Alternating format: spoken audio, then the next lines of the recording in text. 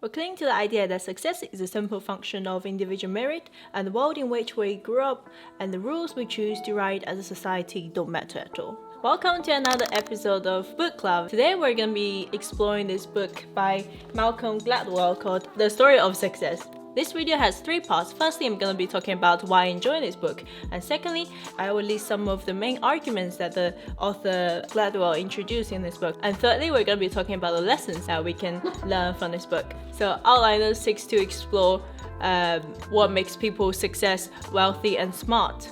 Gladwell argues that in studying successful people, we spend too much time on what they're like, not enough time on where they come from. In other words, he believes that it's their culture, the family they grew up, the community they were in, and their generation and idiosyncratic experiences of their upbringings which determines their success. So just briefly, why I enjoyed this book. Firstly, I really enjoyed Malcolm's writing style. It's very breezy and very conversational, and he used a lot of examples throughout this book which demonstrate very good point in terms of what makes people success. And he explains complex theories using very everyday examples. For example, he made the case that success is made up of some very small factors. For example, people's birthdays. The most successful Canadian hockey players are born in January, February and March. In many of the best leagues in the world, whether it's professional or amateur, 40% of the players were born in January, February and March, and only 10% of the players were born in October, November and December.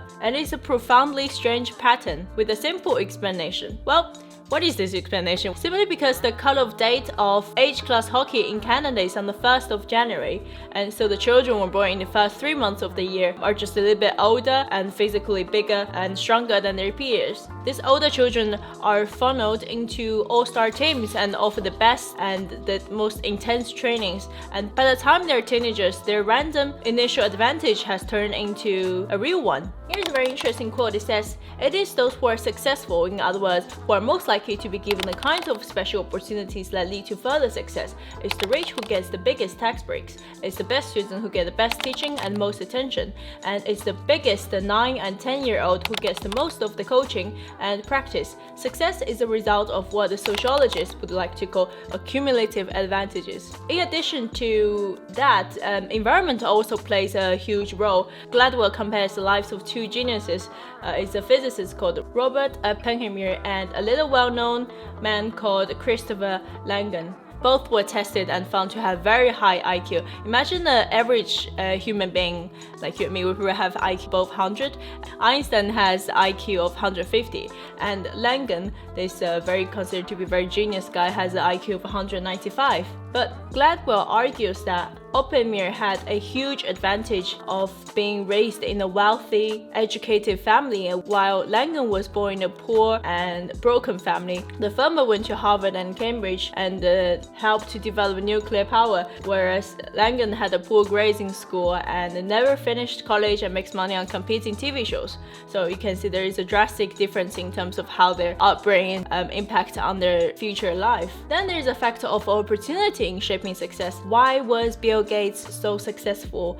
Well, there could be many explanations, but Gladwell argues that first of all, he was smart, but also he was grown up in the personal computer was coming of age, offering him an opportunity of think and create new softwares.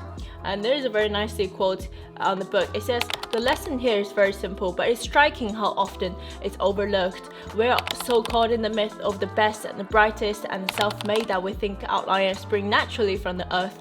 We look at the young Bill Gates and marvel that our world allowed that 13-year-old to become a fabulously successful entrepreneur. But that's the wrong lesson. Our world only allowed one 13-year-old unlimited access to a time-sharing terminal in 1968. If a million teenagers had been given the same opportunity, how many more Microsofts would we have today?" In Outliers, Gladwell has acknowledged that there are so many factors impacting one's success. Superstar lawyers and math whizzes and software entrepreneurs appear at first blush to lie outside ordinary experience, but they don't. They're products of history, community, and of opportunity and legacy. Their success is not exceptional or mysterious. It is grounded in a web of advantages and inheritances, some deserved, some not, and some earned, some just plain lucky, but all critical to making them who they are. The Outliers, in the end, They're not outliers at all. So what lessons are this book trying to teach us? Well, firstly, work hard and practice. Practice is not something you do when you're good. Practice is something that makes you good. Hard work is a present sentence only if it doesn't have meaning. Once it does, it becomes a kind of thing that makes you grab your wife around the waist and dance a gig. The second lesson is that fulfillment is very important. For the work to be satisfying, there must be three qualities that exist. Firstly is autonomy, secondly, complexity, and thirdly is a connection between reward and effort. It's not about how much money we make, it's about how much satisfying this job can offer us. And the third lesson is courage. According to Gladwell, courage is not something that's already existed and using time or turmoil. It is actually earned and comes to light when you realize that in actual fact you're not that tough after all. And the fourth lesson is innovation. Innovators tend to be disagreeable. It